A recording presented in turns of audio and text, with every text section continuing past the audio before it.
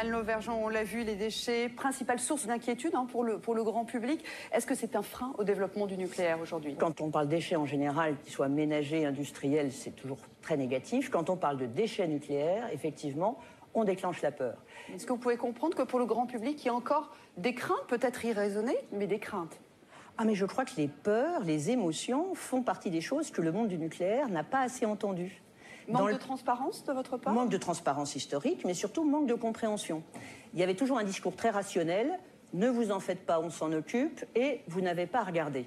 Nous, on pense exactement le contraire. C'est-à-dire que les gens ont le droit de savoir, ont le droit d'en savoir plus, ont le droit d'avoir des peurs, ont le droit de pouvoir les exprimer, et on doit pouvoir en débattre. Donc ça, voilà, il n'y a pas de tabou, il n'y a pas de sujet caché, parlons-en.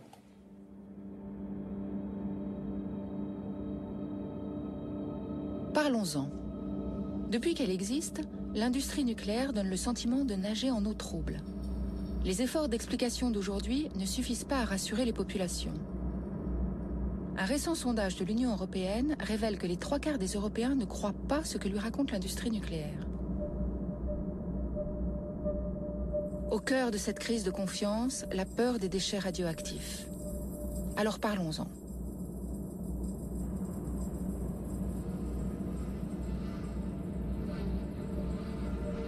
Ces images, tournées en juin 2000, ont choqué l'opinion publique. Elles ont révélé le problème que posent les déchets nucléaires. Certains fonds marins sont tapissés de fûts radioactifs éventrés. Que contenait-il exactement?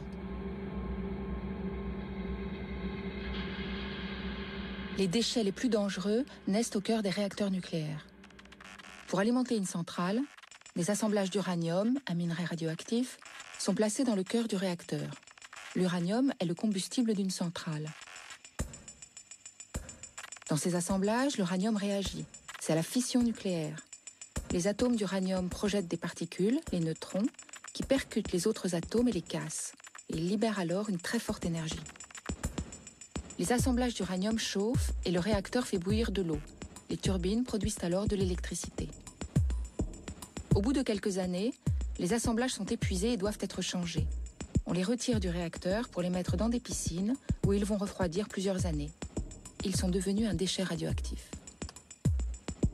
À l'intérieur des assemblages, de nouveaux éléments sont apparus comme des gaz et des métaux à qui on a donné des noms parfois étranges. Le plutonium, le césium, l'américium, le krypton et bien d'autres.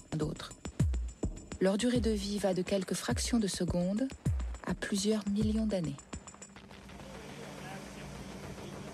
Ces déchets radioactifs sont dangereux et doivent être isolés. Tout ce qui entre en contact avec un élément radioactif est contaminé.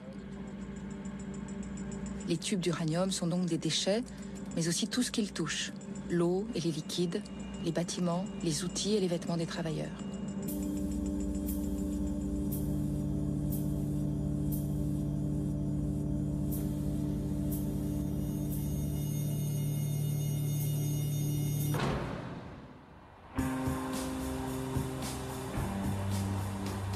Nous partons enquêter à travers le monde pour comprendre comment les militaires et les industriels gèrent les déchets nucléaires.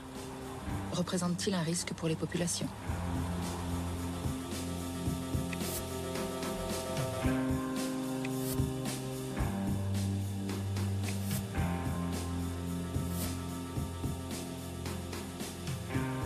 C'est au siège international de Greenpeace, la plus grande association antinucléaire, que nous débutons cette enquête. Ils sont les auteurs des images des fûts radioactifs éventrés au fond de la mer. L'ONG ouvre les portes de son trésor, ses archives vidéo.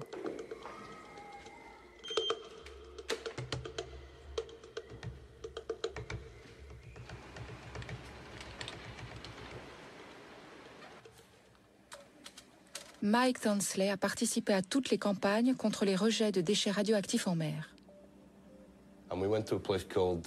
On est allé dans une zone très profonde de la Manche, un endroit qui s'appelle la fosse des Casquets, juste devant La Hague, entre La Hague et l'Angleterre, dans une zone de pêche, tout près des plages. Qu'avez-vous trouvé là-bas? Des fûts de déchets radioactifs rouillés, des fûts éventrés, des fûts vides. On peut voir la vie sous-marine, des poissons vifs dans les barils radioactifs. Alors la question qu'on se pose, c'est Où sont passés les déchets radioactifs? Les déchets sont dans la nature.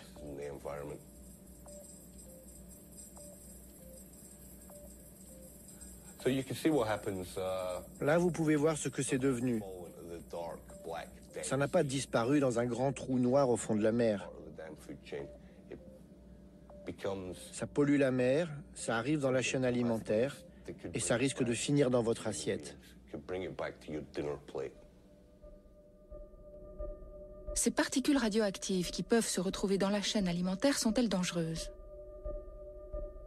La radioactivité est un rayonnement qui peut pénétrer dans le corps. L'homme est soumis en permanence à une faible radioactivité naturelle, par exemple en prenant l'avion ou en se promenant sur des zones granitiques. Il est atteint plus fortement lors de l'explosion d'une bombe atomique ou en se retrouvant à côté d'une source radioactive. C'est l'irradiation. Mais il risque aussi de consommer de l'eau et des aliments contaminés ou de respirer des gaz et des poussières radioactives. Les particules irradiantes se fixent alors sur les organes. C'est la contamination. Le rayonnement radioactif est similaire à un mitraillage d'électrons. En pénétrant dans le corps, il casse les molécules d'ADN. Si l'irradiation est faible, le corps arrive parfois à réparer l'ADN. Mais lorsque le rayonnement est trop important, il n'y arrive plus. Les molécules cassées peuvent alors entraîner des maladies digestives, cardiovasculaires, ou, plus grave, des cancers ou des anomalies génétiques. Tous les rejets de particules radioactives dans l'environnement peuvent donc être nocifs. Est-ce que c'était une pratique courante à l'époque? Tout le monde le faisait. Les Anglais, les Français, les Américains, les Russes, les Japonais. Toute l'industrie nucléaire jetait ses barils de déchets radioactifs à la mer. C'était l'époque où ça n'intéressait personne. La mer était juste considérée comme la plus grande poubelle du monde.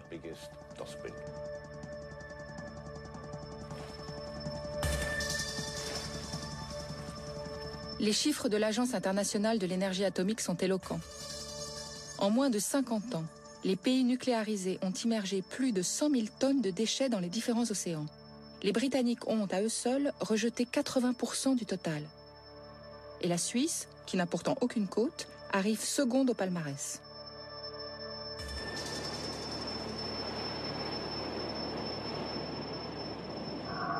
Devant le risque de pollution radioactive, de nombreux pays se sont opposés au rejet en mer, soutenant les associations environnementales.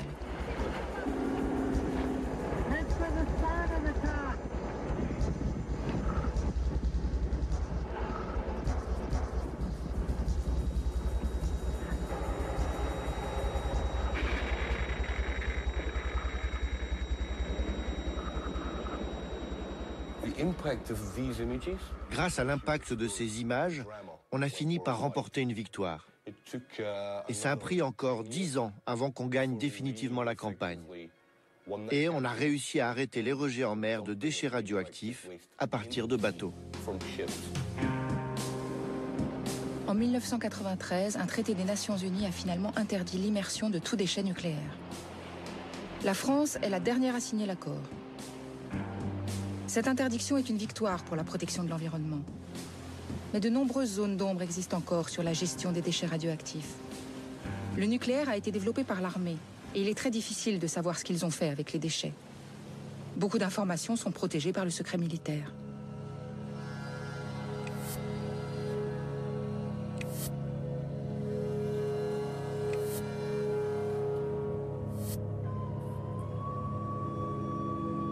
Nous partons pour le premier site nucléaire du monde, à la recherche des premiers déchets radioactifs de l'histoire.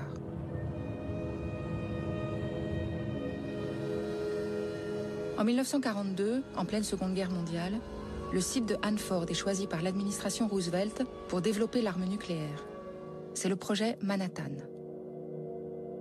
Construit en plein désert, le camp de Hanford devient une métropole de baraques et de caravanes abritant 51 000 personnes. 9 réacteurs nucléaires et 5 usines de plutonium sont fabriquées à la hâte.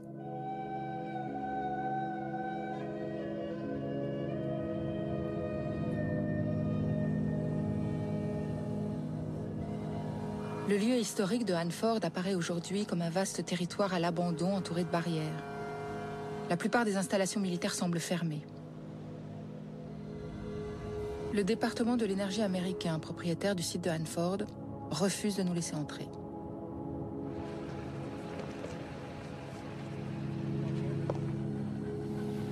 Nous retrouvons Tom Carpenter, le responsable de Hanford Challenge, une association locale. Tom nous propose d'approcher le site par le seul accès possible sans autorisation, la rivière Columbia.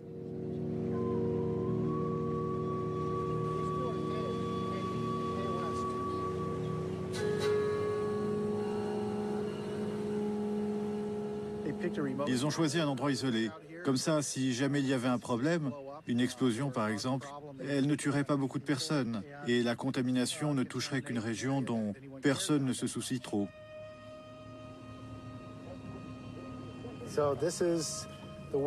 Ça, c'est le premier réacteur nucléaire créé aux États-Unis.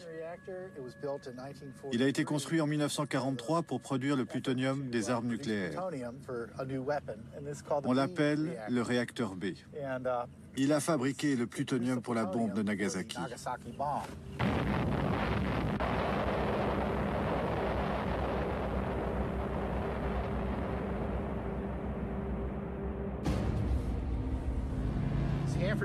Hanford a été un lieu secret pendant de très nombreuses années. Personne n'avait la possibilité de connaître tous les accidents et tous les problèmes qui se sont produits dans le passé. Par exemple, comment ils ont irradié les habitants. C'était un site d'expérience pour fabriquer la bombe et les déchets nucléaires n'étaient pas leur problème. Ils avaient entre autres besoin de l'eau du fleuve pour refroidir les réacteurs. L'eau utilisée passait par le cœur du réacteur et était rejetée, chargée de particules radioactives directement dans la rivière. Ça a considérablement contaminé la rivière. Est-ce que les habitants étaient au courant de ces rejets? Bien sûr que non. C'était un secret, couvert par le projet Manhattan et par l'armée américaine.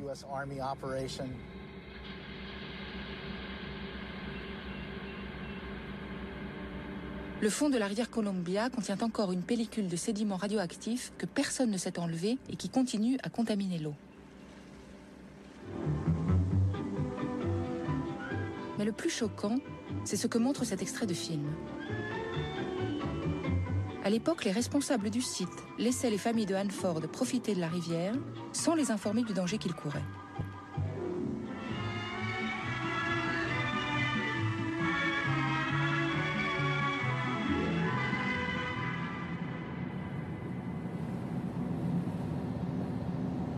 Alan Bolt habite la petite ville de Richland, à quelques kilomètres du site.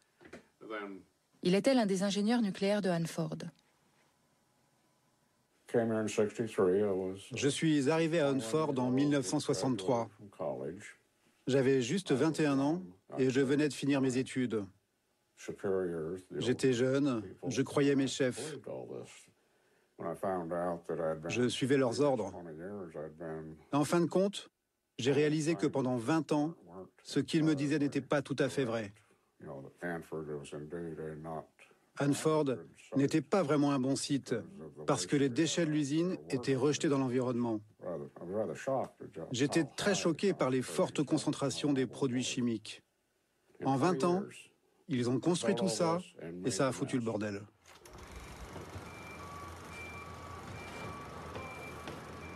Dès 1943, pour stocker les déchets radioactifs les plus dangereux, les ingénieurs de Hanford ont fait fabriquer 170 énormes cuves de béton.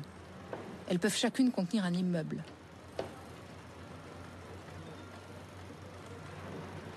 Ces cuves ont ensuite été enfouies dans le sol pour réduire les risques. Cette solution de stockage devait être provisoire. Malheureusement, les ingénieurs ont découvert dans les années 80 que 60 cuves de déchets fuyaient, contaminant la nappe phréatique.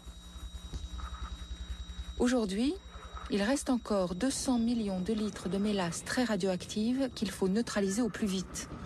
Des caméras placées à l'intérieur des cuves nous les font découvrir.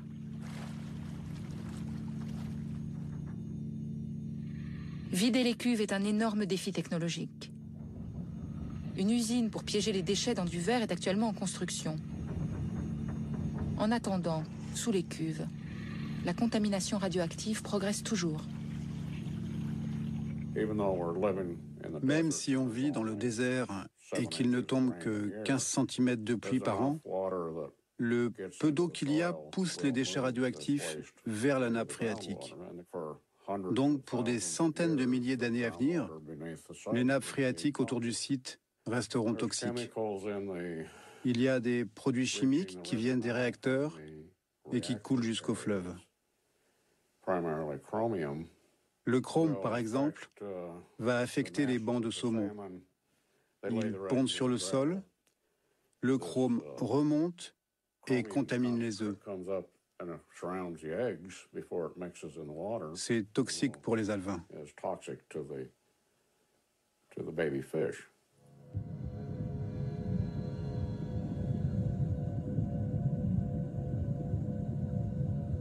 Les craintes d'Alan Bolt ne sont pas imaginaires. En 2002, un rapport officiel fait pour le département de l'énergie américain annonce qu'il y a du strontium 90, un élément radioactif, dans les poissons de la rivière Columbia. 13 poissons sur 15 pêchés autour du site sont contaminés. Leur consommation régulière multiplie la probabilité d'avoir un cancer. Nous voulons établir un bilan scientifique des pollutions de la rivière. Nous y allons avec Bruno Charéron, un ingénieur en physique nucléaire. Il travaille à la CRIRAD, un laboratoire indépendant d'information et de recherche sur la radioactivité. Nous sommes accompagnés d'un scientifique américain, Norm Bursky. Il a déjà fait des études sur les végétaux contaminés de Hanford.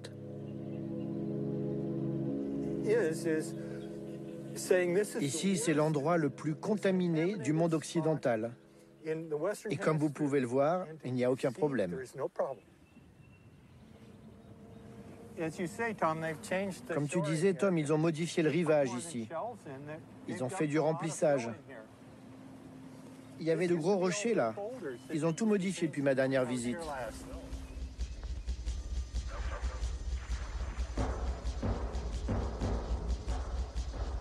La dernière fois que Norm est venu faire des prélèvements, le département de l'énergie américain a très mal réagi. Les agents de sécurité l'ont arrêté. Aujourd'hui, les autorités semblent avoir changé de méthode.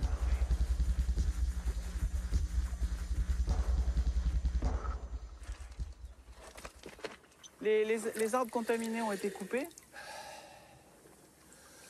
et le site a été recouvert avec des galets. Donc en fait, c'est caché dessous. Parce que là, on mesure rien d'anormal. Ce qu'on mesure, c'est les galets, c'est pas le... Bruno finit par trouver un endroit où il est encore possible de prélever de la terre.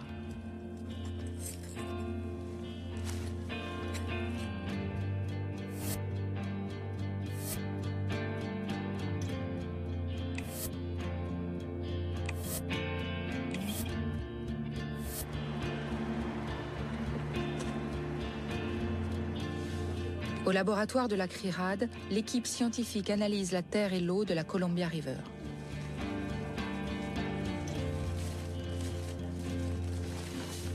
Qu'est-ce que vous avez trouvé à Hanford, sur le site d'Hanford aux États-Unis? Les deux prélèvements qui ont été faits dans le secteur 300 montrent deux choses. D'abord, une contamination en tritium de l'eau de la Columbia, 13 becquerels par litre à cet endroit, alors qu'en amont, il n'y a pas de tritium, moins de 2,5 becquerels par litre.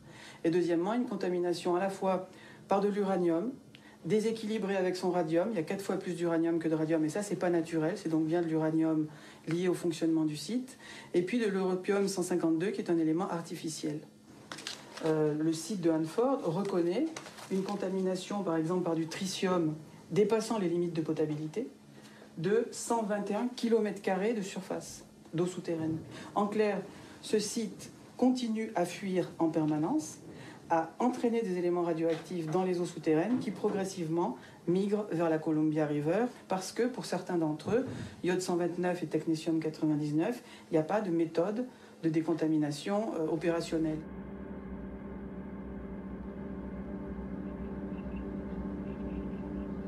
Pour rattraper les Américains dans la course aux armements, dès 1945, l'Union soviétique va fabriquer une dizaine de sites atomiques.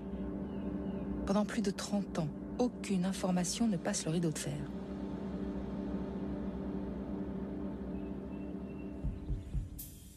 En 1976, Joris Medvedev, un dissident soviétique, révèle qu'il y a eu un très grave accident radioactif dans l'Oural, un Tchernobyl avant l'heure. En 1957, une cuve de déchets nucléaires mal entretenue a explosé, les mêmes qu'à Hanford. Et pendant 20 ans, personne n'a jamais rien dit. Quand Medvedev fait ces révélations, les scientifiques occidentaux refusent de le croire. Pourquoi, d'après vous, est-ce que les gens ne voulaient pas vous croire?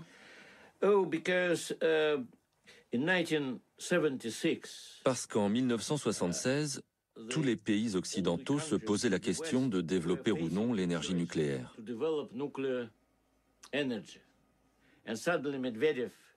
Et c'était un problème que je me mette à parler de déchets nucléaires, d'explosions, de contamination.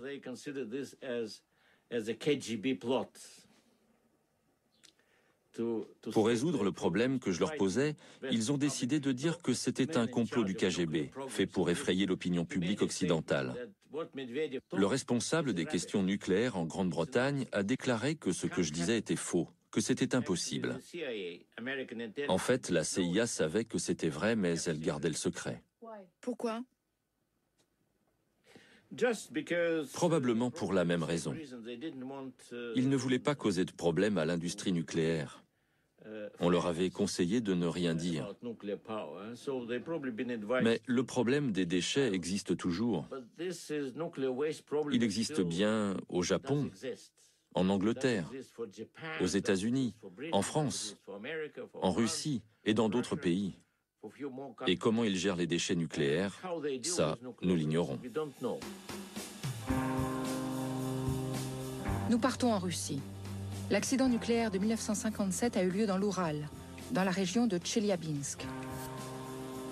Les informations précises sur cette explosion sont rares, et pour cause. Caché par la CIA, les Russes et toute l'industrie nucléaire, cet accident a révélé que les déchets radioactifs n'étaient pas seulement polluants, mais aussi explosifs. Le site nucléaire de Mayak est depuis 1946 le lieu de production des bombes atomiques russes. Le jumeau du site américain de Hanford. C'est une ville fermée, interdite aux étrangers. Pendant longtemps, elle ne figurait même pas sur les cartes et avait différents noms de code. La cuve de déchets qui a explosé en 1957 était à proximité de cette ville secrète. Ce lieu reste inaccessible.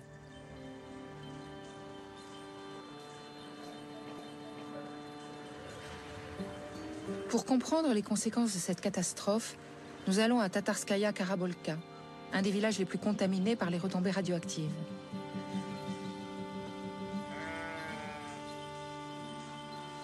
Gulshara Ismagilova avait 12 ans le jour de l'accident. Ce 29 septembre 1957, comme à chaque récolte, 1500 écoliers étaient dans les champs pour aider les ouvriers du kolkhoz. Qu'est-ce qu'on vous a dit à ce moment-là? Voilà comment ça s'est passé. Le 29, toute notre école était dans les champs. Soudain, vers 16 h, on a entendu une explosion très forte. Tous les vieux, tous ceux qui avaient connu la guerre, ont pensé qu'une nouvelle guerre éclatait, car l'explosion a été si forte que la terre a tremblé. Alors, on a vu du côté du village de Karabolka le ciel devenir noir, comme s'il était sale. Ensuite, ça a rempli complètement le ciel.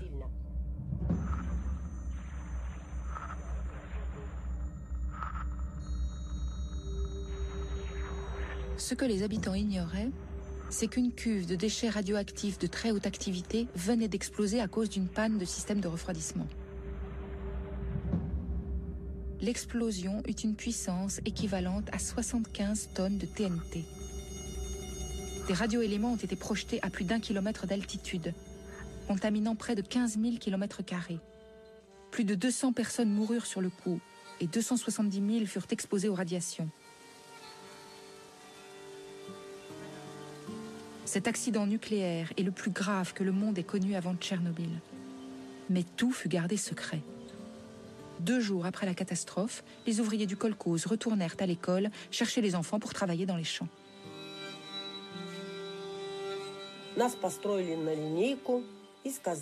Ils nous ont fait nous mettre en rang et nous ont dit que le kolkhoz avait à nouveau besoin de notre aide pour la récolte. Ils ont même demandé aux petits, ceux de la première année, de venir. Quand on est arrivé, on a vu que les tracteurs avaient creusé des tranchées partout. Les paysans qui s'occupaient des élèves sont venus nous voir et nous ont dit « Vous voyez ces tas de pommes de terre? Prenez-les et jetez-les dans les tranchées. » Ils n'ont rien expliqué de plus. Nos enseignants ont demandé pourquoi il fallait enterrer la récolte. Ils ont répondu alors qu'on ne pouvait plus la consommer, car elle était contaminée. Mais par quoi? Personne ne l'a dit.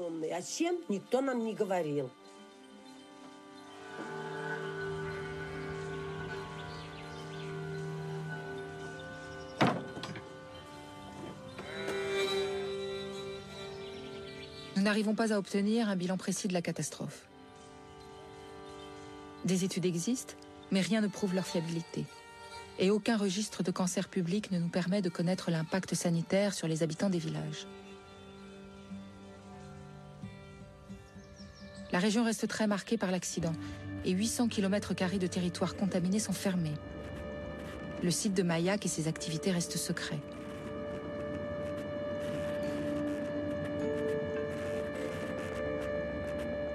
Voici quelques images qu'une équipe de journalistes avait réussi à faire dans les années 90. La transparence apportée par la perestroïka leur avait permis d'entrer sur le site. La réalité qu'ils découvrent alors est apocalyptique. Depuis le début, les usines de plutonium de cet énorme complexe militaire rejettent leurs déchets liquides dans des lacs transformés en immenses réservoirs à ciel ouvert. Le lac Karachai est devenu tellement dangereux que les autorités ont décidé de le reboucher.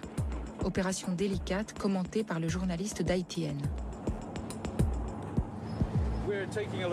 Nous transportons un chargement de pierres que nous venons de prendre à la décharge et nous l'apportons au lac Karachai.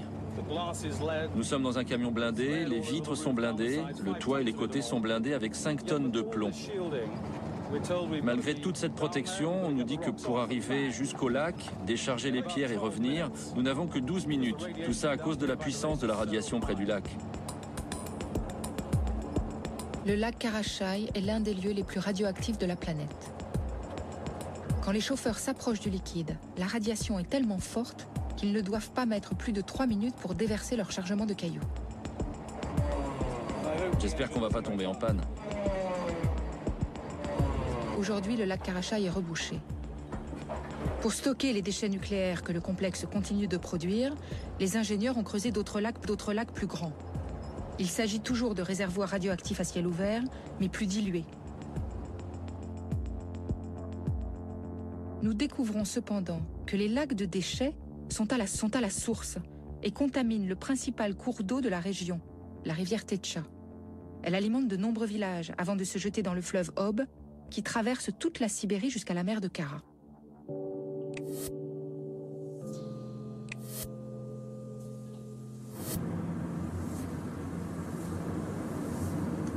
Muslimovo est le premier village situé le long de la rivière.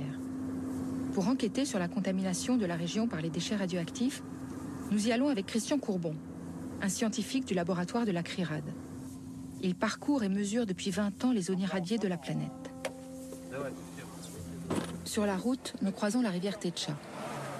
Christian veut faire une première mesure.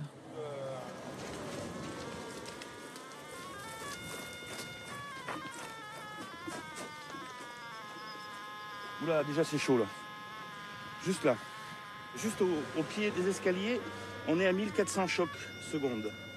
Ce qui est assez élevé. Le radiamètre permet de mesurer le niveau de radiation. Il indique que l'endroit est effectivement contaminé. Bon là, toujours au bord, là je suis à 2000 encore. Hein.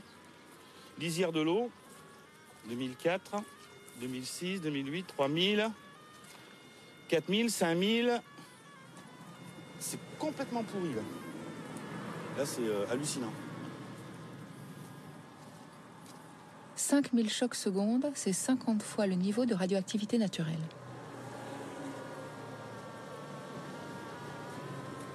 Vu le niveau radiométrique là, c'est très contaminé, donc on ne sait pas ce qu'il y a comme radio-éléments dedans, et leur radiotoxicité non plus. Mais c'est très dangereux, donc il faut éviter d'y mettre les doigts et de se sucer les doigts ou de se toucher avec ça.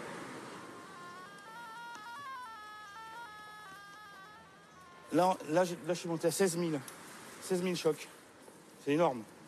En termes de lieu, c'est équivalent à quoi comme zone? Là, on peut trouver ça dans l'environnement. Tchernobyl. Mais bon, comme ça, au bord d'une route, sous un pont, trouver des niveaux pareils, non. Sous un pont où tout le monde a accès en plus. Ben oui, parce qu'il y a plein de traces de pas. Il y a des gens qui doivent venir chercher des roseaux ou pêcher, je sais pas. Sans doute, il y en a qui pêchent, hein, là, dans le courant.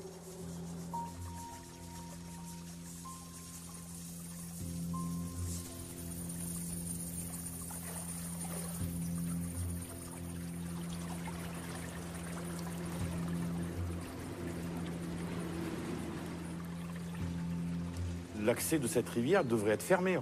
Je ne devrais pas pouvoir être là à ce moment, maintenant. C'est une poubelle nucléaire en pleine nature, avec des niveaux d'irradiation énormes. Je pense aux gens qui ont dû construire le pont neuf là à côté. Ils ont dû prendre des bonnes doses et bien se contaminer. D'ailleurs, il faudrait qu'on parte là aussi pour limiter notre dose. Et c'est assez rare que ça m'arrive dans l'environnement de devoir quitter un lieu à cause de ça, quoi. À cause de...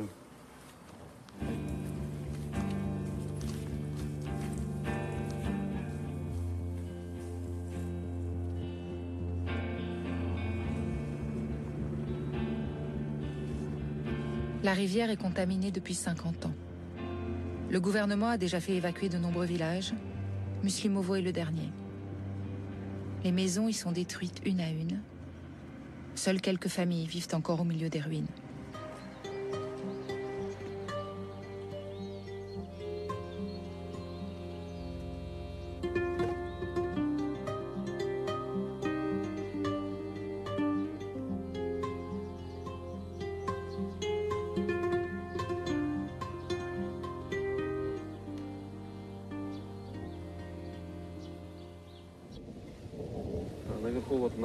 Là-haut, il y avait un internat. Jusqu'en 1991, les enfants des villages voisins y habitaient. C'était la seule école secondaire du district. Là, c'était leur endroit préféré. Ils s'y reposaient, pêchaient des poissons, jouaient, bronzaient. Et ici, c'est l'endroit le plus contaminé de Muslimovo. Les grand-mères venaient ici avec leurs oies. Elles restaient assises par terre toute la journée et elles étaient irradiées par le sol. Aujourd'hui, tous ces gens sont morts.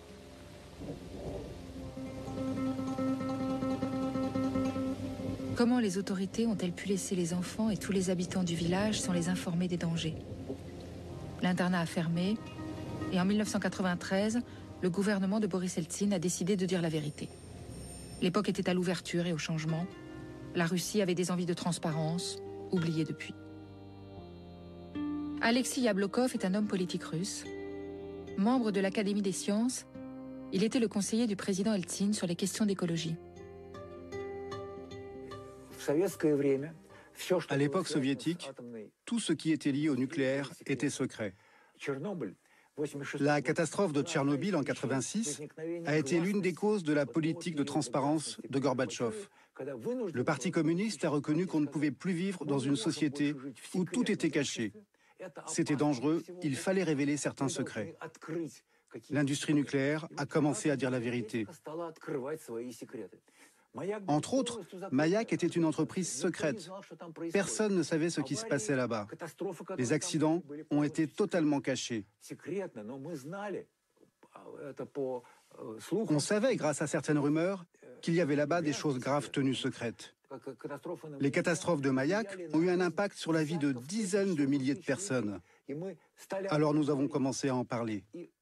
Eltsine est arrivé au pouvoir sur cette vague de démocratisation. Il a vraiment été obligé de révéler les problèmes. Après la chute d'un régime politique, il y a toujours une courte période où le gouvernement dit la vérité. C'est ce qui s'est passé en Russie entre 91 et 95. Après, ça s'est à nouveau refermé.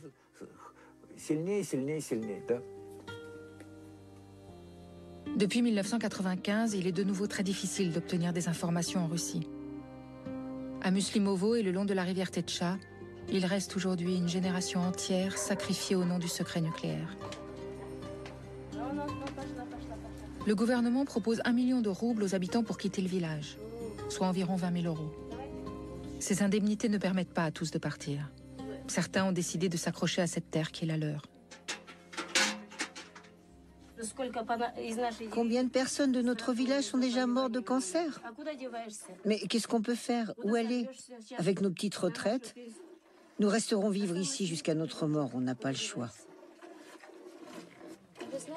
Est-ce qu'on vous a expliqué ce que vous pouviez consommer? Ils disent qu'il faut amener tout de l'extérieur. Mais comment faire sans mon potager? Qu'est-ce que je peux acheter avec 80 € par mois? Et votre lait, vous le buvez souvent? Oui, c'est notre lait. Comment on pourrait ne pas le boire? Ils ont fait des examens, ils ont analysé le lait, l'eau, mais on n'a pas eu de nouvelles. Qu'est-ce que c'était comme analyse? C'est un service de contrôle sanitaire qui vérifie ce que l'on mange. Presque tous les ans, ils viennent faire des analyses. Est-ce que vous avez eu les résultats? Ils ne nous disent rien, ils font des analyses pour eux. Nous faisons un prélèvement que nous envoyons au laboratoire. Les analyses que nous recevons sont sans équivoque. Le lait est contaminé. Il contient une quantité significative de césium-137, de tritium et de strontium-90, un élément radioactif qui se fixe sur les os. La consommation régulière de ce lait augmente les risques de cancer.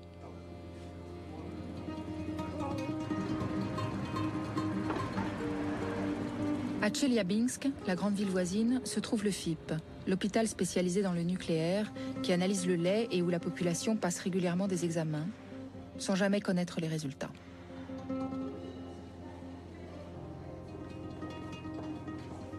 À notre grande surprise, le FIP accepte de nous recevoir. Nous sommes accueillis par Mira Kosenko.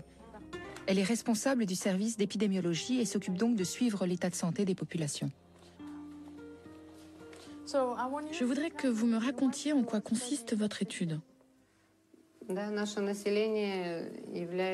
Notre population est malheureusement un cas unique, car elle a subi l'impact de la radioactivité dans le milieu naturel. Les résultats des premières études ont été confirmés par nos recherches actuelles.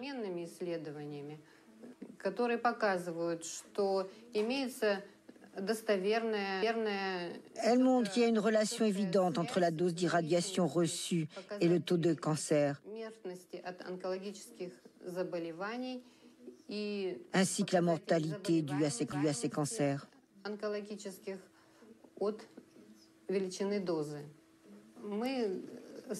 Nous avons constitué un groupe d'individus comprenant des habitants des villages situés sur les bords de la Tetcha.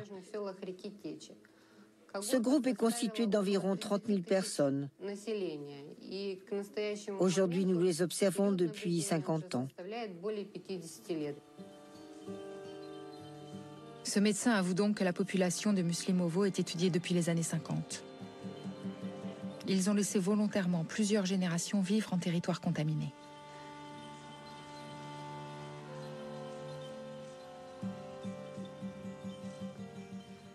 Les habitants de Muslimovo n'ont pas d'autre choix que de venir ici, chercher un maigre espoir de guérison. Ils nous utilisent comme des cobayes. Ils ont érigé un monument à Kourtchatov, et nous, il ne nous reste que des croix. Tous les jours, il y a des funérailles chez nous à Muslimovo. Nous avons 5 ou 6 cimetières qui sont déjà pleins. Venez voir les cimetières, ils sont déjà pleins. L'année dernière, j'ai perdu mon fils. Il aurait eu 48 ans le 21 juin. Il est mort d'un cancer.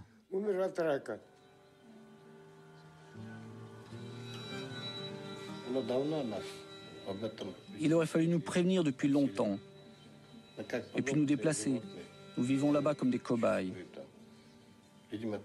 C'est peut-être pour ça qu'ils nous laissent vivre là-bas. C'est notre destin.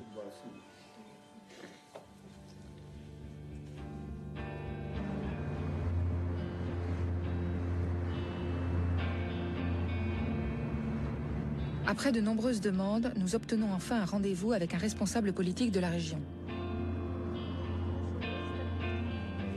Svetlana Kostina est adjointe du ministre de la Sécurité nucléaire de la province de Tcheliabinsk. Est-ce que c'est sans danger de vivre près de la rivière Techa? Oui. Aujourd'hui, il n'est pas dangereux d'habiter sur les bords de la rivière Techa. Précisons que sur toute sa longueur, il est interdit d'utiliser la rivière pour l'agriculture. On ne doit pas y aller. Les habitants qui vivent sur les bords de la Techa en sont informés, ils le savent et ils respectent les interdictions. Est-ce qu'il ne faut pas interdire aux gens d'habiter là-bas? Aujourd'hui, il n'y a pas de raison juridique liée au niveau de l'irradiation ambiante qui obligerait à évacuer les populations. Comme je l'ai déjà dit, le niveau de radiation est descendu sous le niveau défini par les normes internationales. Il n'y a donc aucune raison d'interdire aux populations de vivre là-bas. Officiellement, il n'y a donc pas de problème.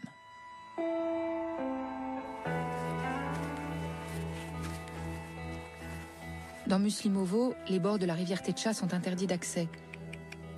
Mais les mesures de protection sont faibles. Les animaux et les habitants l'utilisent toujours. 75 fois plus que le rayonnement naturel. Avant de quitter la Russie, nous profitons de la nuit pour faire une expédition un peu spéciale.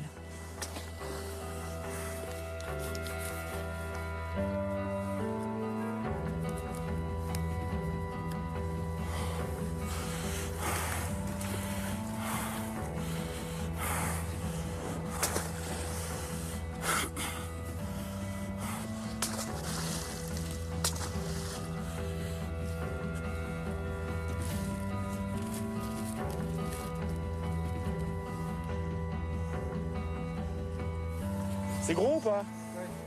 Ouais. Ouais? Super.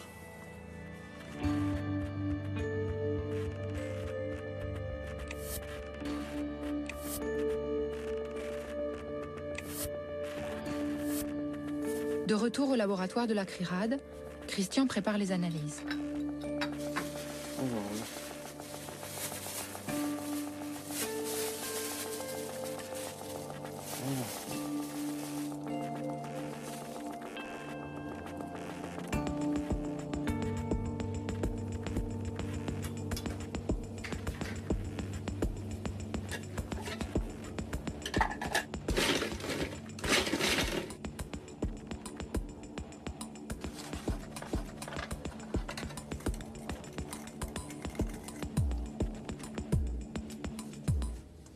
Donc ça, c'est la terre que tu as prise sous le pont. Hein. Ça, c'est la terre de berge T1, sous le pont de la route M5. Bon, on va faire un premier comptage tout de suite et puis on l'affinera dans les jours qui viennent. Voilà. Donc c'est T1 T1. Ok. Les échantillons sont placés dans une chaîne de comptage. Elle va mesurer leur niveau de radioactivité et détecter la présence de certains radioéléments.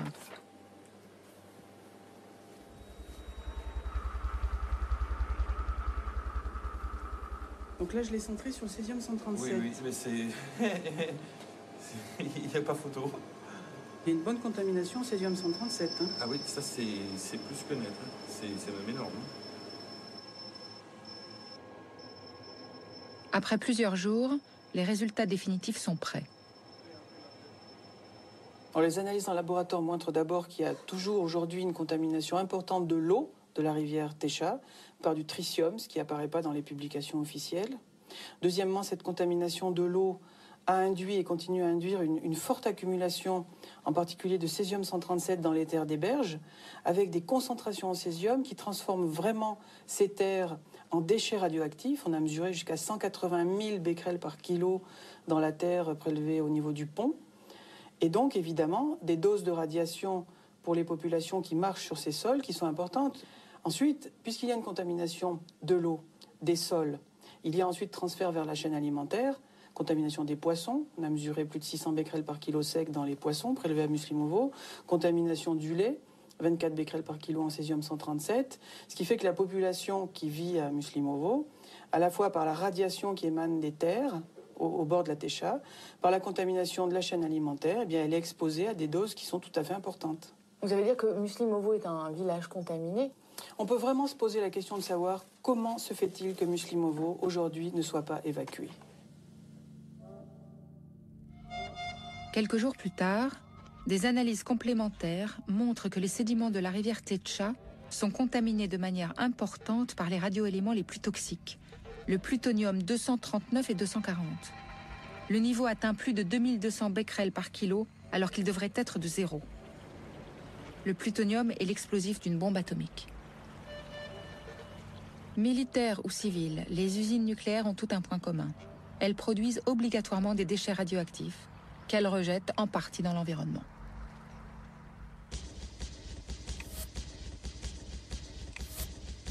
La France possède elle aussi son usine atomique. L'usine de retraitement des déchets de La Hague est du même type que celle de Mayak.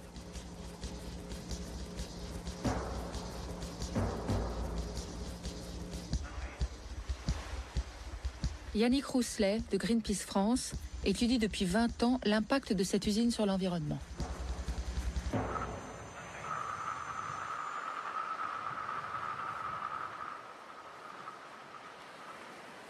Ouais, donc là, en fait, on se trouve juste dans l'alignement de la sortie du tuyau de rejet radioactif, donc qui vient de l'usine Kojima de La Hague. Donc juste derrière moi, il y a l'usine Kojima, et puis ce tuyau, il part en mer, 4,5 km de conduite, et il se rejette à 1700 mètres de l'extrémité de la pointe de La Hague.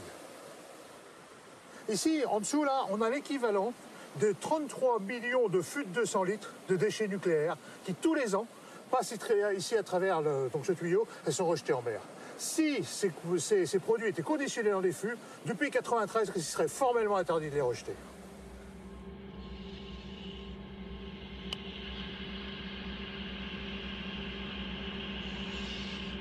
L'accord international de 1993 avait interdit les rejets radioactifs en mer, mais à partir des bateaux seulement. Cela peut sembler paradoxal, les rejets par les conduites terrestres restent bien légaux.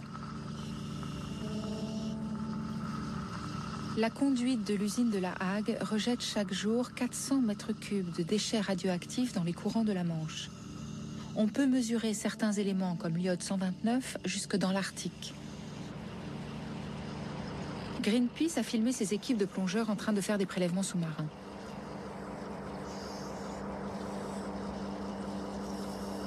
Les analyses réalisées au laboratoire de la CRIRAD montrent que certains fonds marins sont devenus de véritables étables déchets radioactifs.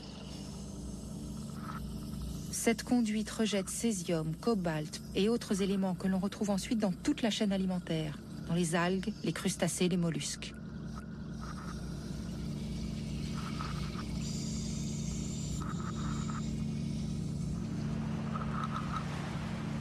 Suite à l'investigation considérable qu'on avait fait sur le tuyau et tout ce qu'on avait pu démontrer, on a eu l'idée de se dire, mais après tout, il y a aussi un autre émissaire qui pose problème, c'est les rejets gazeux. Donc là, on a dit, mais comment on pourrait faire? Alors on s'est dit, la meilleure solution pour se mettre à hauteur des cheminées, c'est d'utiliser des cerfs-volants. Donc on a pris de très très grands cerfs-volants, sur lesquels on a monté le long du câble un petit tuyau, et puis on a pompé l'air, on a pompé le gaz à la hauteur des cheminées, à l'extérieur de l'établissement, et regardez ce qu'il y a dans le panache. Et c'est là où on a trouvé des seuils extrêmement importants de dizaines de milliers de becquerels par litre d'air de tous les produits radioactifs rejetés par l'établissement de La Hague. Finalement, ça n'avait jamais été mesuré, on était les premiers. Suite à ces mesures de krypton qu'on a fait dans l'environnement, on s'est dit quand même, ça serait bien de regarder un petit peu ce qui se passe concrètement. Et donc on a utilisé pour ça un logiciel américain, qui est celui qu'utilise Kojima, pour regarder la dispersion de ce krypton 85. Et alors là, on a pris la source de krypton, qui part de cette cheminée, et on a regardé comment ça se disperse sur l'Europe. Et on s'aperçoit qu'en 2-3 jours, suivant la direction des vents, l'ensemble de l'Europe est concerné par ces rejets. On a fait des expériences où on peut mesurer, on peut fixer facilement le calendrier de cisaillage des combustibles de Kojima La Hague sur le toit de l'université de Gand en Belgique ou sur le toit de l'université de Genève. Il faut voir que, en fait, ces rejets de La Hague, on est quasiment dans la situation d'un accident permanent. C'est comme si on avait un problème sur une centrale nucléaire et que finalement, on avait un rejet permanent. On est en situation accidentelle permanente, mais légale.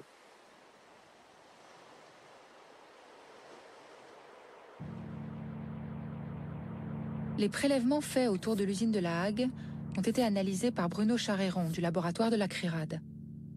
Donc les prélèvements qui ont été faits par Greenpeace avec les cerfs-volants ont montré une activité très importante en krypton dans l'atmosphère au-dessus de La Hague, des bouffées de l'ordre de 90 000 becquerels par mètre cube.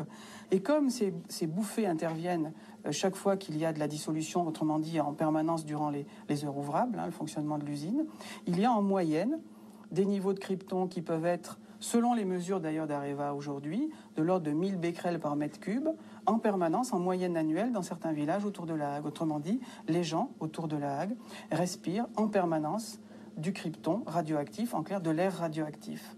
L'usine de La Hague est vraiment une des installations du monde qui a les autorisations les plus importantes. Si on regarde par exemple la quantité de krypton qui a été rejetée par l'ensemble de tous les essais d'armes nucléaires, les 500 essais atmosphériques d'armes nucléaires, c'est de cet ordre de grandeur. On voit que l'usine de La Hague, en une seule année, par exemple en 1999, a rejeté dans l'atmosphère plus de krypton-85 que toutes les explosions atomiques qui ont été faites pendant des décennies par l'homme. Et comme la période de ce gaz est de 10 ans, il s'accumule progressivement dans l'atmosphère. On le voit par exemple sur ce graphique. Depuis les années 60 jusqu'à aujourd'hui, les années 90 et 2000, la concentration en krypton radioactif dans l'atmosphère de l'hémisphère nord ne cesse d'augmenter. Et ça, c'est dû au rejet des installations de retraitement, dont évidemment La Hague. Certains éléments radioactifs, comme le tritium ou le krypton-85, sont très difficilement piégeables. Il serait extrêmement coûteux de les récupérer. Mais l'usine de La Hague a l'autorisation de les rejeter en grande partie ou en totalité dans l'environnement. Cette autorisation est fixée par l'autorité de sûreté nucléaire qui contrôle toutes les installations. André-Claude Lacoste en est le directeur général. Alors, comment sont fixés les rejets de l'usine de La Hague? Oui. Alors, c'est un processus dans lequel l'exploitant, donc en l'occurrence Areva, nous écrit désormais pour dire voilà les rejets que nous souhaiterions faire. Alors, premièrement, nous faisons une étude technique en nous appuyant sur notre appui technique, l'Institut de radioprotection et de sûreté nucléaire, l'IRSN, pour regarder si la demande est techniquement raisonnable. Bon, est-ce que les rejets demandés correspondent à ce qui est raisonnable? Et puis nous faisons une deuxième étude. Est-ce que les rejets, tels qu'ils sont demandés, peuvent ou non avoir des conséquences sur la population alentour?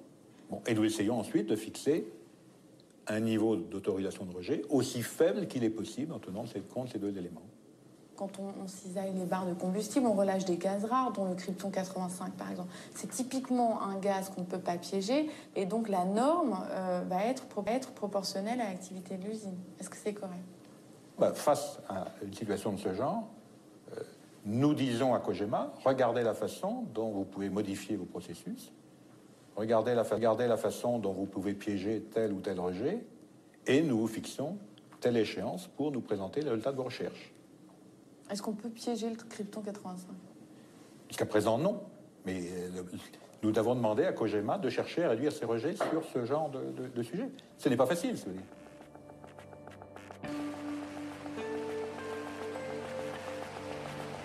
L'usine de La Hague a sa propre équipe qui fait des prélèvements et contrôle ses retombées radioactives. Nous rencontrons son responsable, accompagné du directeur de la communication du site. Est-ce que les rejets de l'usine contaminent l'environnement? Non, je ne parlerai pas de contamination. Nos seuils de mesure sont tels que on détecte la radioactivité naturelle. Et donc, nous sommes dans le bruit de fond de la radioactivité naturelle. Donc, si on ne parle pas de contamination, on parle de quoi?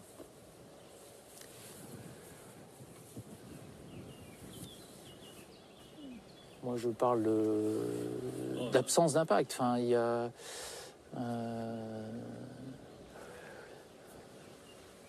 Bon, enfin, on va la refaire, là, parce que je...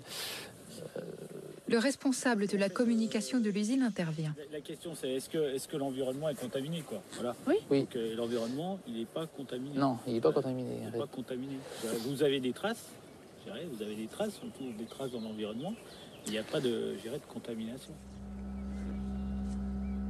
On comprend la gêne de ces employés d'Areva. Depuis la naissance de l'usine, on leur demande un exercice de communication impossible. Ils doivent reconnaître que cette exploitation rejette des déchets radioactifs dans l'environnement sans avoir le droit d'employer le mot contamination. Il y a seulement des traces.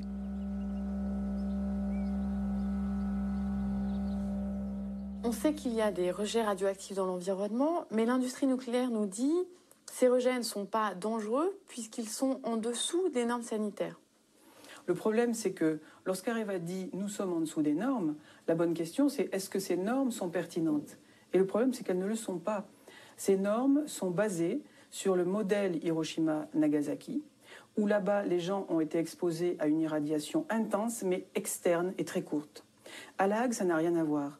Les gens qui vivent autour respirent en permanence, mangent en permanence des éléments faiblement contaminés de l'air de la chaîne alimentaire. Et donc, leur corps reçoit à de très faibles niveaux, mais en permanence, des doses de radiation à l'intérieur. C'est ce qu'on appelle une contamination interne, chronique, à très faible niveau. C'est pas du tout le même système, c'est pas du tout le même modèle. Et on l'a bien vu, par exemple, à Tchernobyl. En se basant sur ce modèle d'Hiroshima et Nagasaki, les scientifiques avaient dit « autour de Tchernobyl, on ne constatera jamais d'augmentation de cancer, c'est pas possible ». Et puis au bout de 5 ans, ils se sont aperçus qu'il y avait une épidémie massive de cancer de la thyroïde chez les très jeunes enfants. Et ils ont été obligés de reconnaître que le modèle était faux. Eh bien, autour des installations nucléaires, c'est le même problème. On applique un modèle de risque qui n'est pas représentatif. Donc il y a bien autour de La Hague un impact de contamination de l'environnement et il est très probable que ça conduise à un impact sanitaire. Et c'est pourquoi utiliser ce modèle pour prédire le nombre de gens qui auront un cancer autour de La Hague, c'est une absurdité scientifique.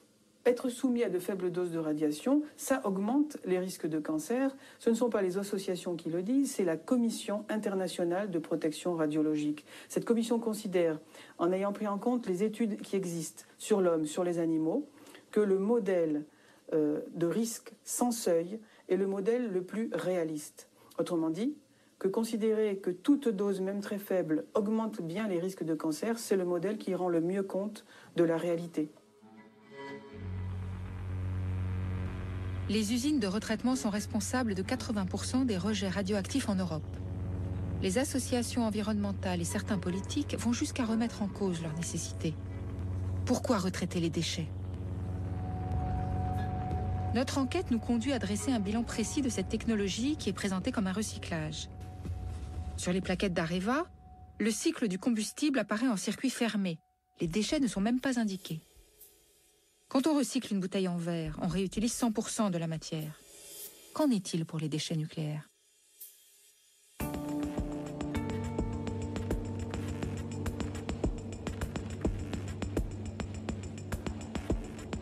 Le groupe Areva joue la transparence et nous permet de visiter l'usine de La Hague avec Éric Blanc, son directeur.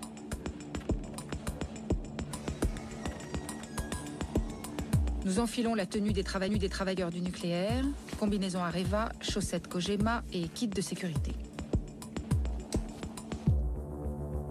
Les combustibles usés des 58 centrales françaises et de certains pays étrangers arrivent à La Hague par train et par route.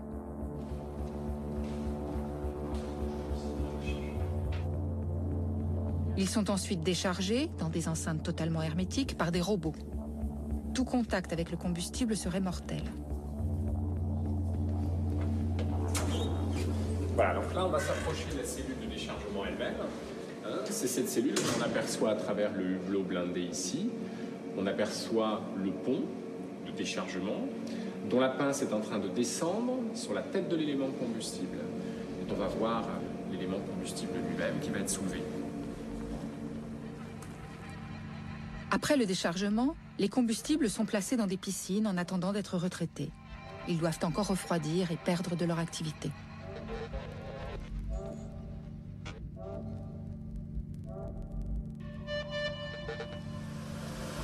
Voilà, donc c'est une des 4 piscines d'entreposage intermédiaire des éléments combustibles. Vous avez dans cette piscine 9 mètres d'eau, dont 4 mètres au-dessus des paniers nous protègent intégralement du rayonnement. L'eau en elle-même, elle est contaminée par les poussières qui viennent des réacteurs.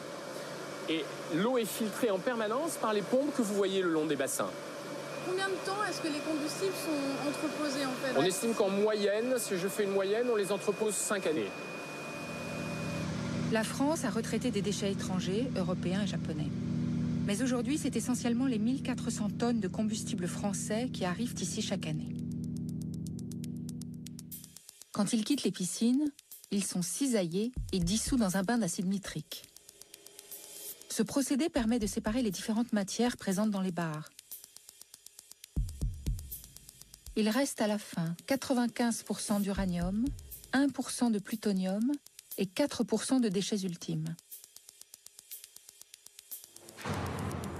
La visite de cette usine démontre que le retraitement ne fait donc pas du tout disparaître la radioactivité comme beaucoup le pensent, mais il la concentre dans des déchets ultimes. Ils sont extrêmement dangereux car ils contiennent à eux seuls 99% de cette radioactivité. Ils sont coulés dans du verre fondu. Les containers de verre sont entreposés à La Hague dans des puits ventilés. Nous avons l'autorisation de les visiter. Si on prend l'exemple d'un réacteur de 1000 MW, ce réacteur va produire chaque année 20 tonnes de combustible usé. Et nous allons produire à partir de ces 20 tonnes de combustible entre 15 et 20 conteneurs de verre. Donc quelque part, un réacteur va fournir en termes de déchets de haute activité l'équivalent de cette surface au sol. Et si on transforme ça en parc nucléaire français, tout ce que la France consomme comme électricité nucléaire, 80%, eh bien, va générer chaque année uniquement cette surface en termes de déchets de haute activité. La surface des containers vitrifiés est effectivement faible. Mais certains de ces déchets de haute activité vont rester très dangereux pendant plusieurs centaines de milliers d'années.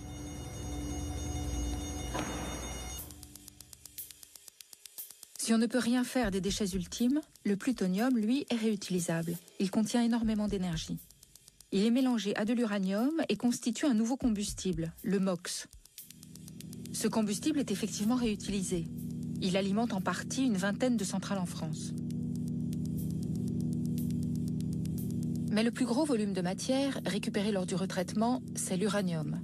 Il représente 95% des déchets. Nous devions filmer le site de Pierre-Latte où l'uranium de retraitement est entreposé. La veille du tournage, Areva a tout annulé. La seule question que nous leur posons est pourtant simple. Si le retraitement est réellement un recyclage, comment l'uranium est-il réutilisé ?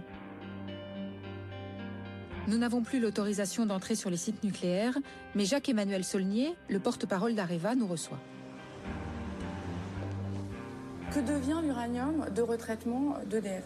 Alors l'uranium de retraitement, il est entreposé sur le site de Pierre-Latte.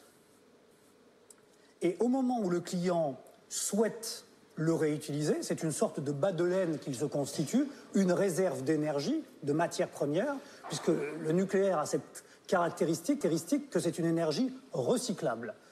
À partir du moment où le client nous le demande, alors ils sont envoyés dans des installations, soit aux Pays-Bas, soit en Russie, où là il va subir un nouveau processus d'enrichissement. Le groupe Areva ne dispose pas actuellement de ces technologies.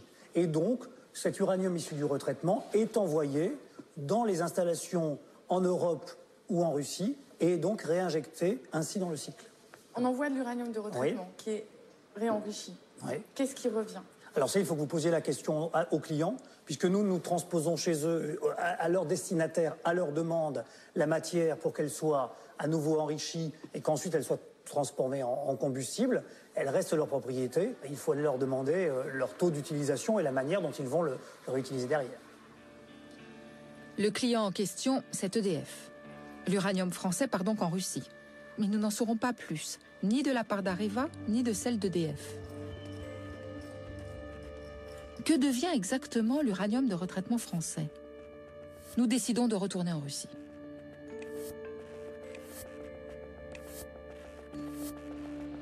À Moscou, nous retrouvons Vladimir Tchouprov de Greenpeace Russie. Il enquête depuis plusieurs années sur les trafics d'uranium entre la Russie et l'Europe.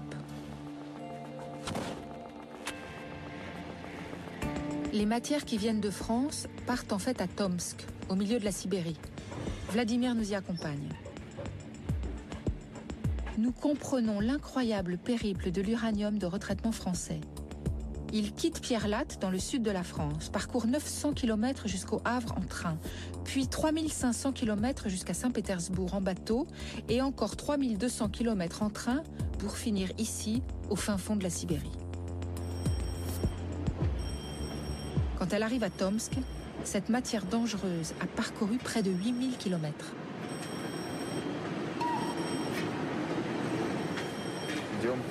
Alexis Toropov est le contact de Vladimir à Tomsk. Il lui fournit toutes les informations sur les activités de la région. Il me semble que par là, il y a... Attention, ne parle pas trop fort, il ne faut pas que les cheminots nous repèrent et entendent ce qu'on dit.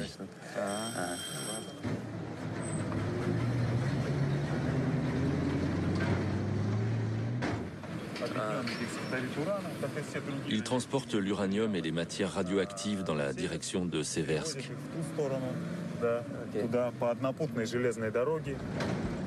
Les transports d'uranium ne s'arrêtent pas à Tomsk. Ils ne font que traverser la ville et se rendent à quelques kilomètres de là, dans le complexe nucléaire de Tomsk 7. Comme tous les centres atomiques russes, Tomsk 7 est une ville fermée aux étrangers.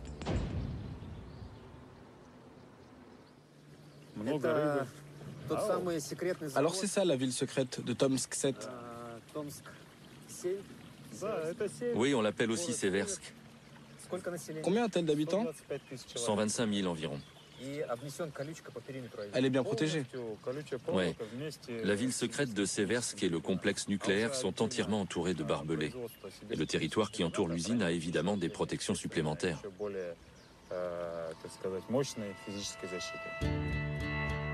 Derrière ces barrières infranchissables, l'uranium de retraitement français est enrichi, mais nous ne pourrons pas le voir. La Russie a accepté de faire ce travail depuis les années 90.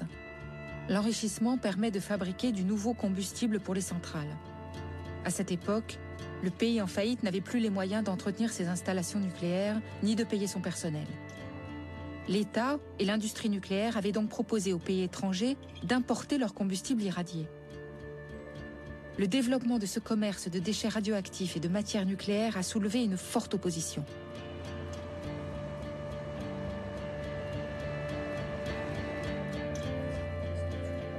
Alexandre Deff est député de la Douma de Tomsk. Quel est le pouvoir des hommes politiques par rapport à l'importation des déchets? Nous ne pouvons qu'en discuter sans prendre aucune décision. Je suis député à l'Assemblée législative locale et même pour nous, les députés, tout est couvert par le secret. Notre seule source d'information est le communiqué de presse officiel des autorités régionales. Qu'est-ce que vous en pensez? C'est absolument anormal. Et à mon avis, c'est cette situation qui est responsable en grande partie des craintes et de la méfiance de la population. Elle proteste contre la collaboration entre la Russie et la France. Car à cause de tous ces secrets, beaucoup d'habitants de Tomsk sont persuadés que la France envoie ici ses déchets radioactifs pour les enterrer. Évidemment, les habitants de Tomsk ne peuvent pas s'en réjouir.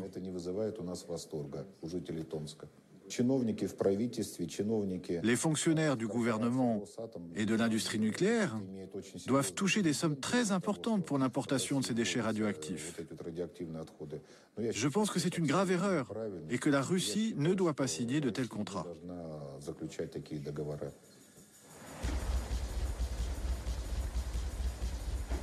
Depuis 1990, plusieurs centaines de tonnes d'uranium de retraitement français empruntent chaque année cette voie. Que deviennent-elles? Ça, c'est le train. Ça, c'est le train, oui. Oui, c'est celle-là. Creusez un peu sur l'image. Ça, c'est l'usine militaire avec les tours de refroidissement. Oh, mais qu'est-ce que c'est que ça? Voilà ce qu'on cherche. Voilà le problème. Ce sont les containers d'hexafluorure d'uranium stockés sur le territoire sibérien. Et comme vous pouvez le voir, chaque point représente un conteneur. Ils mesurent tous 10 mètres. C'est pour ça qu'on peut les voir du satellite. L'image de ces champs entiers de containers est impressionnante. Ils sont à ciel ouvert, sans protection particulière. Nous voulons avoir la confirmation qu'il s'agit bien de l'uranium et obtenir des détails sur l'activité de l'usine.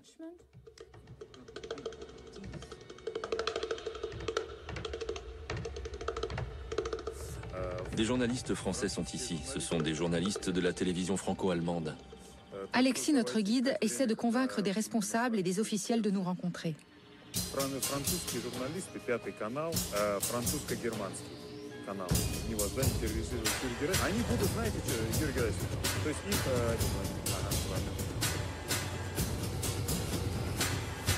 То есть их тележурналисты, поэтому они могут. Окей. Bonne nouvelle. Yuri Zubkov va répondre à nos questions. Il dirige le département de la sécurité et du contrôle radiologique de la ville de Tomsk. Comme nous n'avons pas d'autorisation pour aller à Tomsk 7, nous allons vous montrer quelques photos pour que vous nous expliquiez ce que vous voyez. Oui, voici la ville de Seversk. Là, ce sont les terrains de stockage, les voilà. Et ça, c'est le lieu de stockage des containers d'hexafluorure d'uranium. C'est pas dangereux comme stockage. Il ne doit pas y avoir de danger. S'il avait fallu un toit, il l'aurait construit. Donc il n'y a pas de risque pour l'environnement ou la santé? Non, parce qu'il n'y a pas de fuite. Ces containers sont étanches.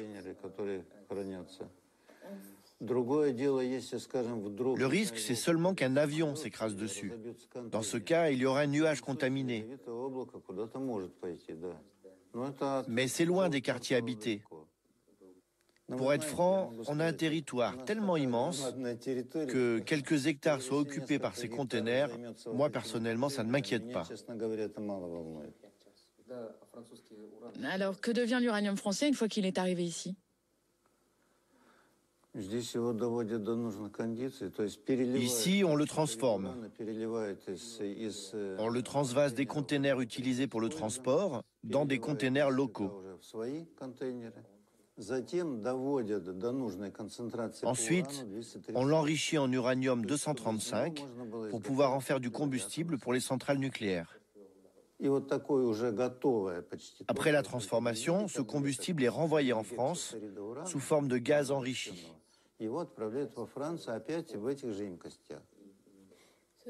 Ça veut dire que la totalité de l'uranium qui arrive de France retourne là-bas? Non, pas du tout. 80%, même peut-être plus, je ne connais pas le chiffre exact, mais 80% environ de l'uranium appauvri reste ici.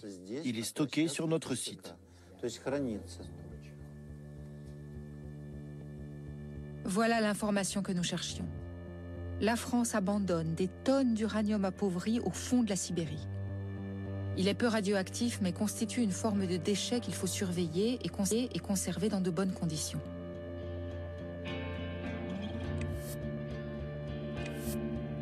De retour en France, nous sollicitons de nouveau EDF. Ils finissent par confirmer l'information découverte en Russie. Les tels d'uranium, c'est-à-dire la matière qui reste après enrichissement, est laissée en Sibérie et devient la propriété des Russes. Elle représente 90% de la matière. Cette nouvelle donnée change le bilan du recyclage. Lors de l'enrichissement de l'uranium, 90% de celui-ci n'est pas réutilisé. Après calcul, le retraitement des déchets ne permet donc de recycler que 10% de la matière. On est très loin des 96% annoncés par Areva, qui utilise ce chiffre pour présenter l'énergie nucléaire comme une énergie recyclable. Ce faible taux de recyclage se fait en plus au prix de transports dangereux, de pollution et de rejets radioactifs dans l'environnement. Le choix du retraitement est donc discutable. Seuls 3 pays dans le monde ont opté pour cette pratique. La France, l'Angleterre et le Japon. Les autres n'ont pas pour autant réglé le problème des déchets. Aux États-Unis, les barres de combustible irradiés sont placées dans des containers renforcés, stockés aux alentours des centrales. Cette pratique est pour beaucoup de scientifiques la meilleure. Elle évite les manipulations et les transports. Mais la technique la moins coûteuse et la plus répandue à travers le monde est de laisser tout simplement les combustibles irradiés dans de grandes piscines, en attente d'une éventuelle solution.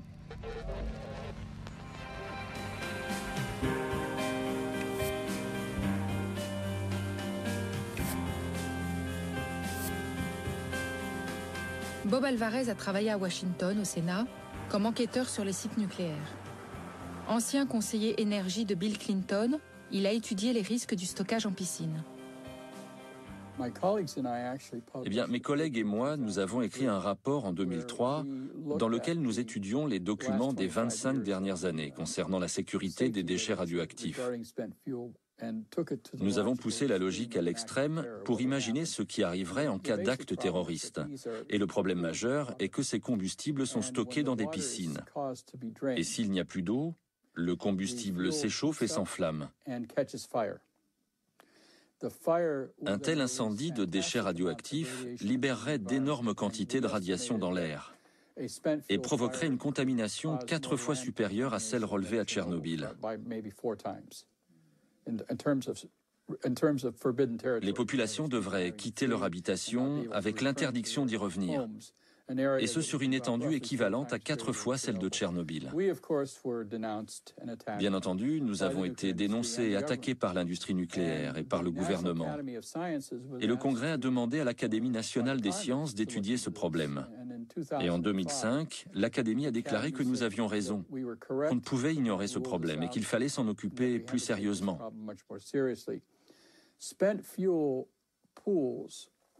Les piscines de déchets radioactifs ont été reconnues par l'Allemagne et la Suisse comme un risque inacceptable à cause du danger de crash aériens ou d'actes terroristes. L'Allemagne en particulier a placé ces déchets dans des lieux de stockage à sec. Des containers en béton sont placés dans les flancs des collines. Et s'ils ne peuvent pas être stockés dans les flancs des collines, ils les stockent dans des bâtiments en béton très épais. Et cela pour éviter la destruction du lieu et la propagation des déchets en cas de crash d'un avion. Notre gouvernement refuse de le faire, principalement pour des raisons financières. Les Français, comme vous le savez, à La Hague, ont beaucoup de déchets nucléaires dans des piscines. Leur idée en cas d'attaque, c'est d'utiliser leurs canons antiaériens. Nous n'avons pas cela aux États-Unis. Au moins 450 piscines contenant des déchets radioactifs sont dispersées dans tous les pays nucléarisés. Chaque centrale nucléaire et chaque usine de retraitement en possède au moins une. Autant de lieux ultra sensibles à surveiller. Les dangers liés aux déchets nucléaires apparaissent de plus en plus graves. L'industrie améliore ses systèmes de protection, comme dans le transport par exemple, mais le terrorisme international fait courir des risques que nous n'imaginions pas avant. Le problème des déchets radioactifs prend de l'ampleur.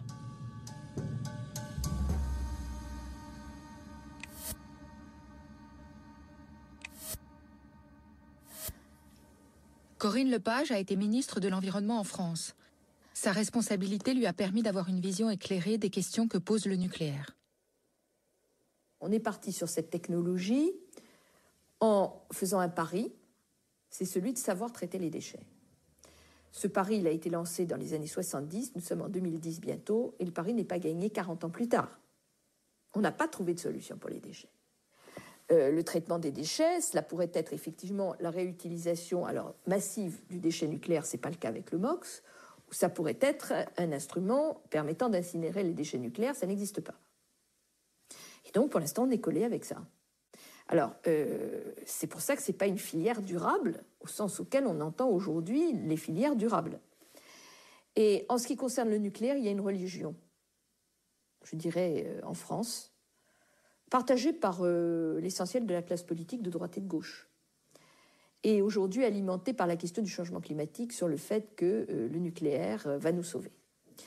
Donc c'est quasiment religieux, vous voyez, et donc c'est très très difficile, même sans, encore une fois, moi je ne fais pas partie des antinucléaires de base.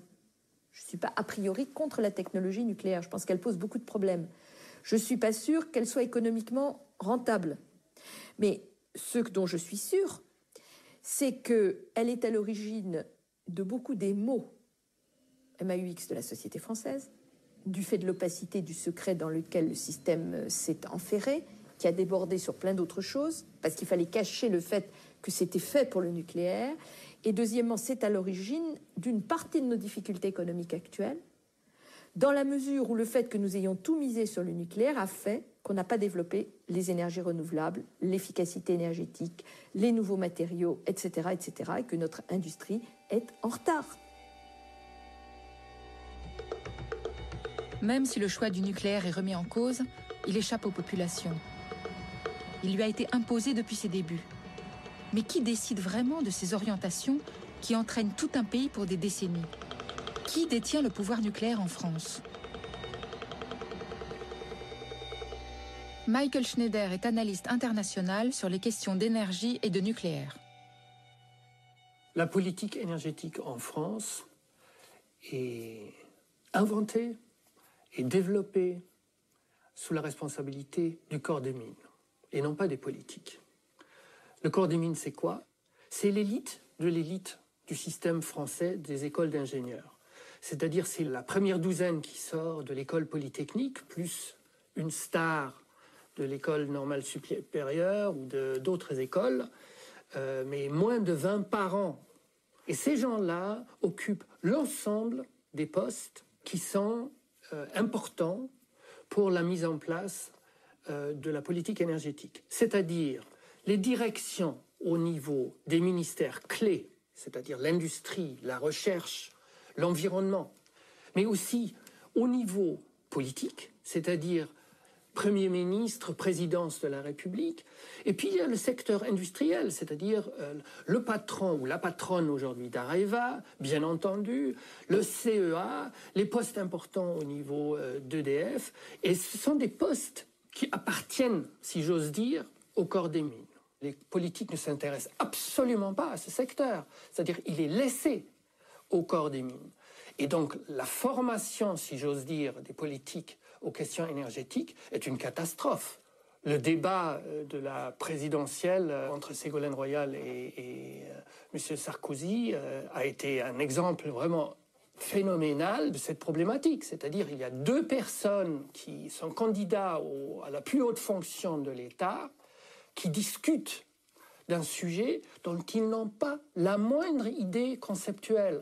Ça montre à quel point la politique a complètement abandonné l'ensemble du secteur énergétique à un groupe de technocrates. Et ça, ce n'est pas la démocratie. Est-ce que vous confirmez le choix nucléaire? Savez-vous quelle est la part du nucléaire dans la consommation d'électricité en France? Oui, mais est-ce que vous le confirmez, le choix? Quelle est cette part? Nous avons, madame, grâce au nucléaire, une indépendance sur l'électricité de la Donc France vous à hauteur de la moitié. Vous défendez le nucléaire, mais oui, vous ignorez la part du nucléaire. Alors non, de combien nous avons la moitié de notre électricité qui est d'origine nucléaire. Non. 17% non, ce n'est seulement. pas exact. 17% ce n'est pas exact, seulement de l'électricité est d'origine nucléaire. Non, madame, ce n'est pas exact. Est-ce qu'on continue le choix du nucléaire ou est-ce qu'on l'arrête? Du jour au lendemain, on ne va pas fermer les centrales nucléaires. Donc vous confirmez l'EPR? En revanche, non, je suspends l'EPR dès que je suis élu. C'est-à-dire vous suspendez les nouvelles centrales, c'est-à-dire que vous prolongez les vieilles. Mais l'EPR n'est pas une nouvelle, pas une centrale. Bien sûr. Mais vous mélangez tout. L'EPR est un prototype. Non. L'EPR est le prototype de quelle génération? Ce n'est pas un prototype, c'est la 4e génération. Non, c'est la 3e génération. Nous venons de le vendre à la Finlande, madame. Il faut que les Français comprennent. Il faut que les Français comprennent. Il faut que les Français comprennent, mais personne ne leur explique. On fait croire aux populations depuis le début que le nucléaire, c'est trop compliqué et qu'il vaut mieux faire confiance aux ingénieurs. Renaud, à bord de Châtillon, est l'un des rares ingénieurs du corps des mines à accepter de parler. Ce système, c'est un peu, il n'y a qu'une seule tête. C'est-à-dire, voilà, une fois qu'un corps a décidé de faire quelque chose, finalement, on s'aperçoit que le pouvoir politique le suit. C'est le système français. C'était le système des corps qui s'apparente à une aristocratie républicaine. Simplement, quand on dit aristocratie, c'est pas très démocratie. Voilà. Maintenant, qu'est-ce qui fait la richesse des sociétés? C'est l'innovation. C'est-à-dire, qui aurait prévu il y a 20 ans que Google existerait? Qui aurait prévu il y a 30 ans qu'Internet existerait? Donc c'est ça qui fait la richesse des sociétés de demain. Or, les corps ont du mal à développer des innovateurs en leur sein. Alors, la richesse d'une société, c'est l'innovation. Et l'innovation, à mon sens, suppose un lien extrêmement étroit avec la démocratie. C'est-à-dire que vous ne faites pas une innovation contre la population, vous faites une innovation pour la population. Et la population doit accepter votre innovation. Si vous voulez, le nucléaire, par la puissance importante qu'il recèle, peut avoir tendance à se dire, finalement, non, je ne veux pas m'encombrer avec les démocraties, j'ai un accès direct au pouvoir politique, tout ça c'est du temps perdu, il faut avancer. Mais finalement, on s'aperçoit qu'il faut avancer, il n'avance pas.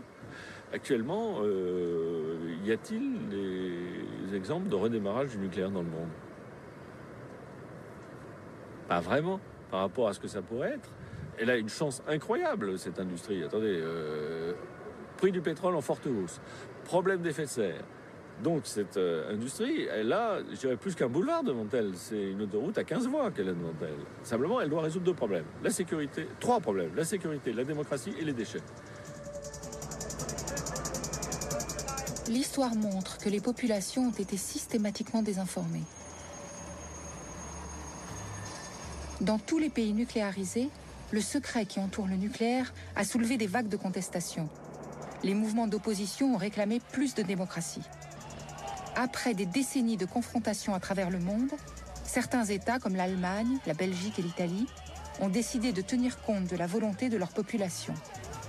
Ils ont déclenché de grands débats qui ont abouti à la sortie du nucléaire. Le 14 juin 2000, le chancelier allemand Gerhard Schröder fait une annonce qui marquera l'histoire. Le pays va progressivement arrêter sa production d'électricité nucléaire.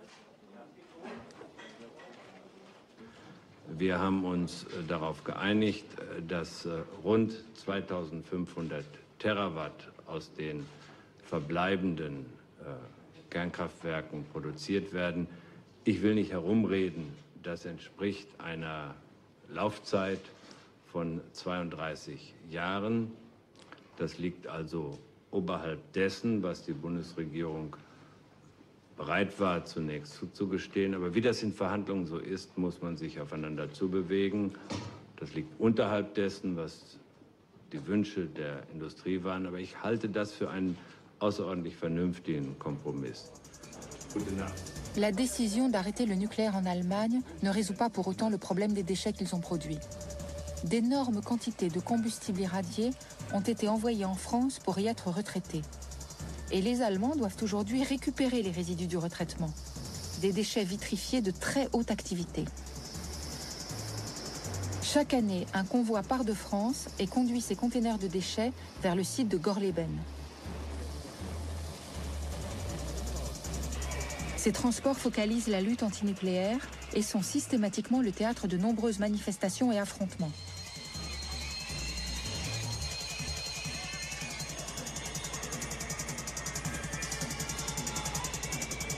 Certains trains ont dû être protégés par plus de 15 000 policiers. Ces manifestations très spectaculaires sont en fait le reflet des inquiétudes de la population face au nucléaire. La décision d'arrêter le nucléaire en Allemagne est fragile et risque d'être remise en cause à chaque grande élection. La peur que créent les déchets radioactifs pèse lourd. L'industrie nucléaire doit proposer une solution pour regagner la confiance des populations.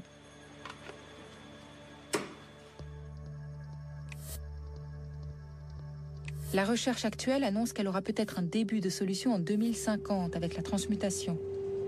En attendant, la proposition la plus moderne est de les enfouir sous terre. Le site de Bure, dans la Meuse, a été choisi pour installer un laboratoire unique au monde. Une équipe de scientifiques teste ici la possibilité de stocker les déchets radioactifs en très grande profondeur.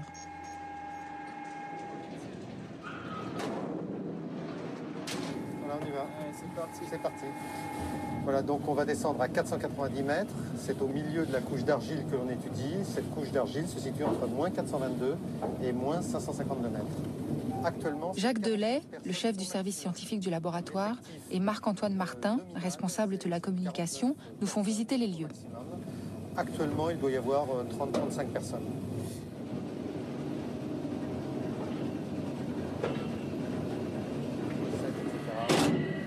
réception.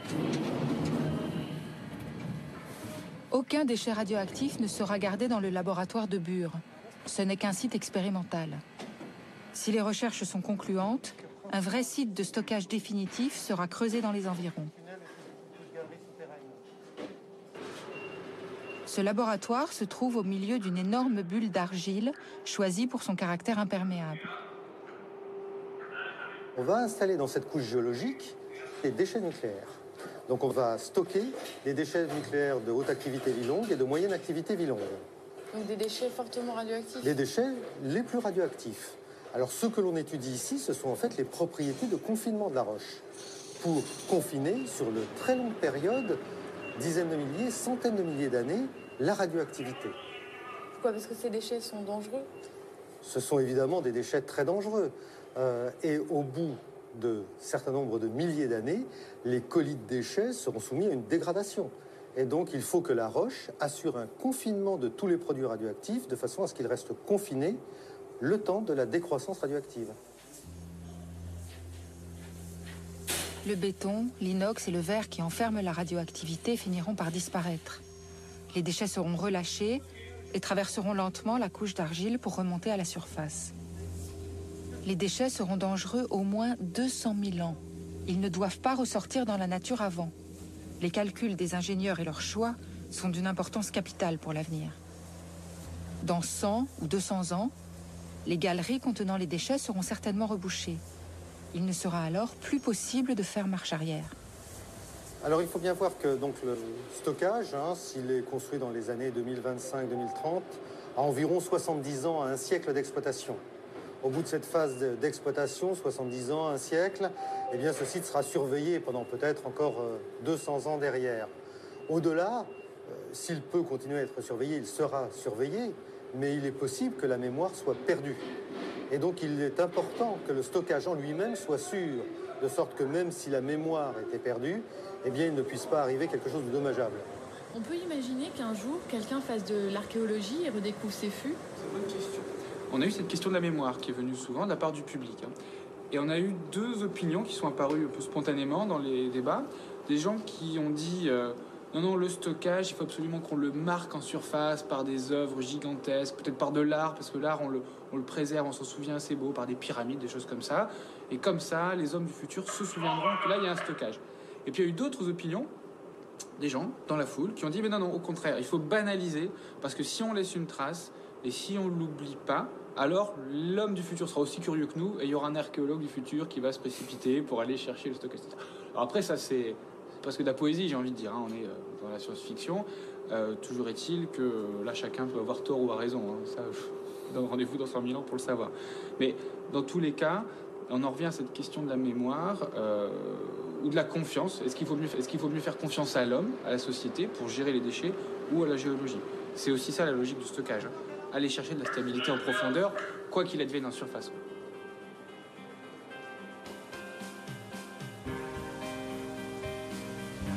À quoi ressemblera ce paysage dans 200 000 ans? Y aura-t-il une ville, une mer de glace, un océan ou un champ de fleurs comme aujourd'hui?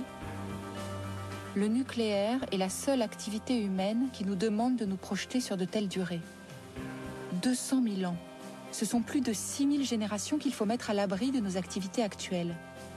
Les ingénieurs ont l'air sûrs d'eux, mais leur responsabilité est énorme. 6 000 générations à qui ils ont le devoir de garantir la sécurité. Pouvons-nous leur faire confiance?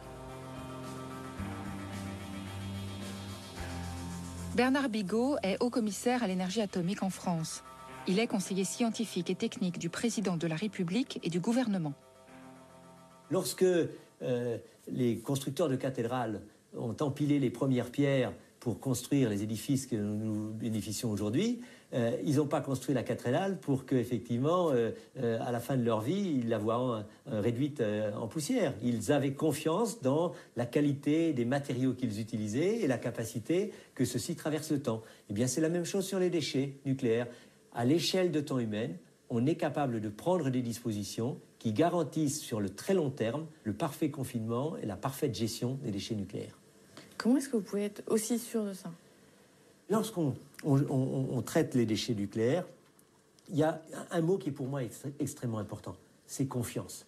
Si on ne fait confiance à rien, ni aux lois de la physique, ni, entre guillemets, au sens de la responsabilité des décideurs politiques, des scientifiques, des industriels, il est clair qu'il n'y a rien de possible.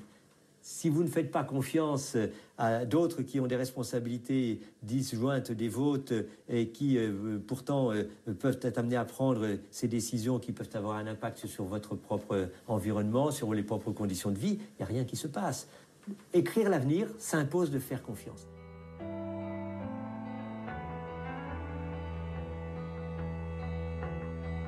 Pour terminer cette enquête, nous avons un dernier rendez-vous avec Hubert Reeves. Nous avions envie de demander à l'astrophysicien le plus reconnu ce qu'il pense de cette technologie qui nous engage sur 200 000 ans.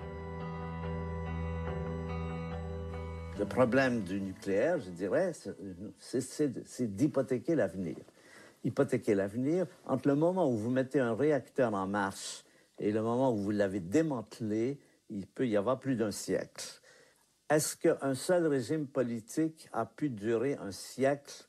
Est-ce qu'il y en a beaucoup dans l'histoire? Il y en a très peu. On voit aujourd'hui l'Argentine qui a été très riche à un moment donné, qui devient très pauvre, l'Union soviétique qui s'effondre.